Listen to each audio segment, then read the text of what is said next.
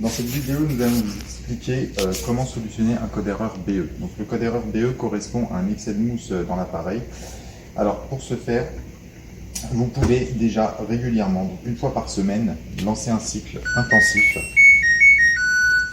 en sélectionnant ce programme-là, au moins une fois par semaine, pour effectivement éliminer tous les résidus de mousse dans l'appareil. Donc ça, c'est la première des choses. La deuxième chose, quand le code erreur BE apparaît, il faut penser à vérifier le filtre. Pour ce faire, vous déverrouillez le filtre, vous le sortez complètement du lave-vaisselle, vous déclipsez le filtre de son support.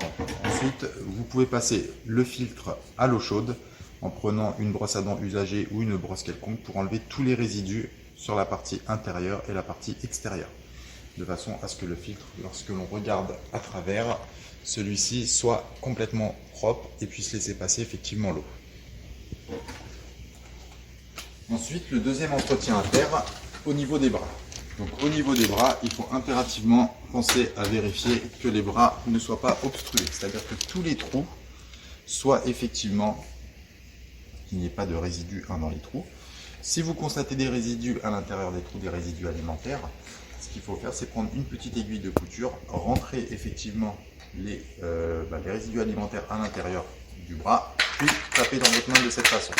De cette façon, vous ferez ressortir tous les résidus alimentaires et à ce moment-là, vous aurez un bras qui sera complètement propre. Donc pour remettre le bras, vous le repositionnez et vous avez juste à tourner l'écrou qui se trouve en dessous et vous appuyez un petit peu dessus ensuite pour voir que celui-ci est correctement fixé.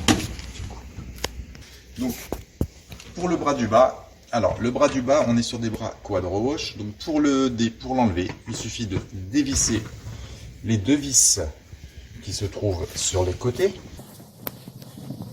Donc bien récupérer les vis. L'autre vis se trouve sur la gauche, à cet endroit-là. Voilà. Vous tirez le bras tout simplement. Idem. Si vous constatez que les bras sont bouchés par des résidus alimentaires, donc à ce moment-là, vous avez juste également à prendre une petite aiguille de couture, donc rentrer tous les résidus à l'intérieur du bras, puis taper sur votre bras de cette façon pour faire ressortir tous les résidus alimentaires. Donc une fois que les bras sont propres, on les repositionne. Donc on reprend les vis et on le fixe correctement des deux côtés.